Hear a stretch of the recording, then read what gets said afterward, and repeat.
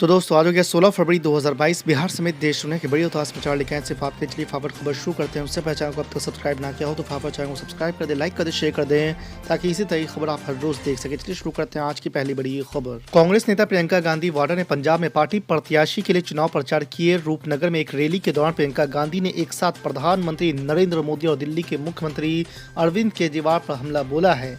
आपको बता दें कि प्रियंका गांधी ने यह कहा है कि सिर्फ पगड़ी पहन लेने से कोई सरदार नहीं बन जाता है। कर्नाटक में अभी हिजाब विवाद थमा नहीं है। राज्य की बसपराज बोम्मई सरकार ने अब तुमकुरू जिले में भी धारा 144 लगाने का ऐलान किया है। यहाँ कॉलेजों को दोबारा खुलने के बाद एहतियात के तौर पर यह कदम उठाया गया है। प्रशासन की कोशिश है कि शैक्षणिक संस्थानों के आसपास किसी भी तरह की हिंसा को रोका जाए।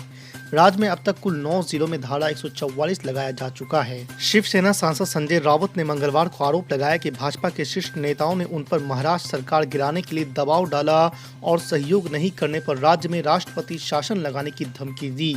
आपको बता दें कि मुंबई में शिवसेना भवन में पार्टी सांसदों और मंत्रियों के साथ एक संवाददाता सम्मेलन को संबोधित करते हुए संजय राउत ने दावा किया कि भाजपा ने कई मौकों पर उनसे संपर्क किया और उन्हें महाविकास अघाड़ी सरकार से बाहर निकलने के लिए कहा।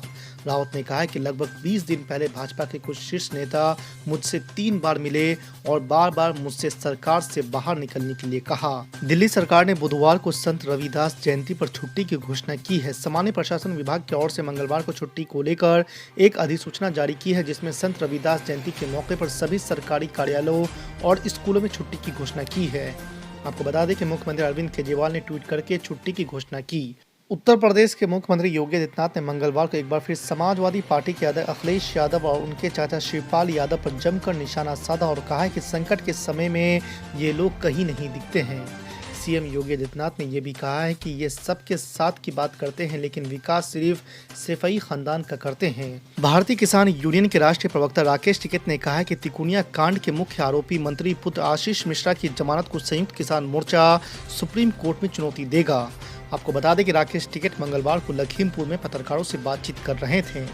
राकेश टिकैत के साथ लखीमपुर पहुंचे मध्य प्रदेश के किसान नेता शिव कुमार सिंह कक्का ने बताया कि आंदोलन खत्म करते वक्त सरकार के साथ उनकी 5 मुद्दों पर सहमति बनी थी, लेकिन सरकार ने अब तक अपना कोई भी वादा पूरा नहीं किया है। समाजवादी पार्टी के अध्यक्ष और पूर्व मुख्यमंत्री अखिलेश यादव सत्तारूढ़ बीजेपी पर जमकर निशाना साधे। उन्होंने दावा किया है कि इस समय गरीबों को जो राशन मिल रहा है वो केवल चुनाव तक मिलने वाला है, चुनाव के बाद यह नहीं मिलेगा।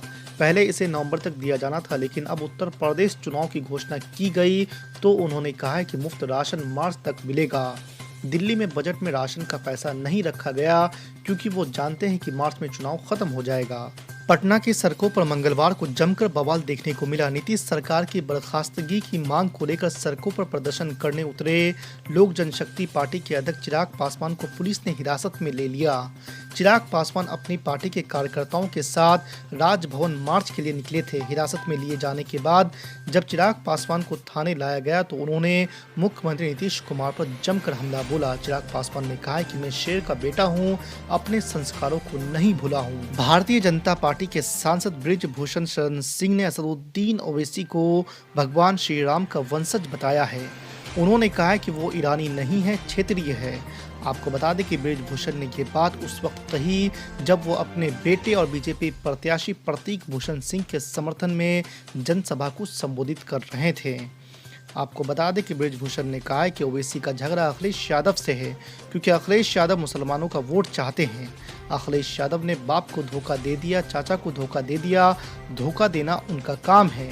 मगर अपने लिबास के साथ, हिजाब के साथ, निकाब के साथ, मगर प्रधानमंत्री कुछ नहीं बोलते। प्रधानमंत्री दावा करते ट्रिपल तलाक का। आपको मालूम कानून क्या है ट्रिपल तलाक का? इनकी ये मोहब्बत मुसलमानों से दिखा रहे हैं। अगर ट्रिपल तलाक कानून में किसी को कोर्ट सजा देता है तो 2 साल, और अगर कोई गैर मुस्लिम को किसी और कानून में, उसी तरह के कानून में कोर्ट सजा देता है तो 1 साल। प्रधानमंत्री 2 साल, हमको 1 साल, किसी और को, ये कौन सा इक्वालिटी है? ये कौन सा इक्वालिटी बताओ आप? आपको कोई मोहब्बत नहीं है। और प्रधानमंत्री याद रखो, अगर मुस्लिम महिलाओं से मोहब्बत है तो मैं चैलेंज कर रहा हूं आपको, जकिया जाफरी को अपने घर में बुलाकर मिलो, मैं मानूंगा तुम्हारी मोहब्बत को। बुलाओ जकिया जाफरी को अपने घर में, आप मुख्यमंत्री थे तो अब बीजेपी के लोग बोलेंगे, मीडिया में भी इनके लोग बैठे बोलेंगे ये पुरानी बातों को निकाल रहा है। पुरानी बातों को निकालेंगे। अल्लाह ने हमको दिमाग दिया है, हम भूलते नहीं है, ना भूलेंगे इंशाअल्लाह ताला। मगर देश के प्रधानमंत्री जो भूल जाते हैं उनको बार बार याद दिलाना पड़ता है। याद दिलाने के लिए बोल रहे हैं। हमें किसी भी कीमत पर नेता पदाधिकारी जमीन माफिया के नेक्सस को उजागर करना है। साथ साथ हाईकोर्ट भी इन मुद्दों को लेके जाना है। 7 मार्च को रोजगार के मुद्दों पर एक बड़ा राजभवन मार्च निर्णय हमारे कोर कमेटी के नेताओं ने लिया है। 15 फरवरी 23 मार्च लोहिया और सुभाष चंद्र बोस की पुण्यतिथि। 23 मार्च से बिहार बनाओ रोजगार यात्रा जन अधिकार पार्टी कैसे इतनी बड़ी शक्ति विपक्ष को दी गई, 75 सत्ता पक्ष से ज्यादा, और वो कौन? बीजेपी की बी टीम। और ये 16 साल के माफिया राज।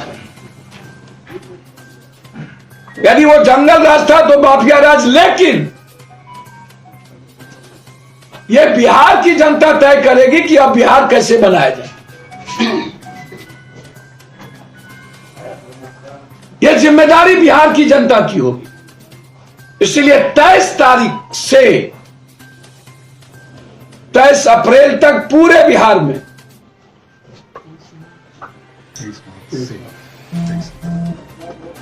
बिहार बनाओ रोजगार यात्रा, उसमें मैं खुद और हमारे पार्टी के सारे लीडर हम लोग साथ चले।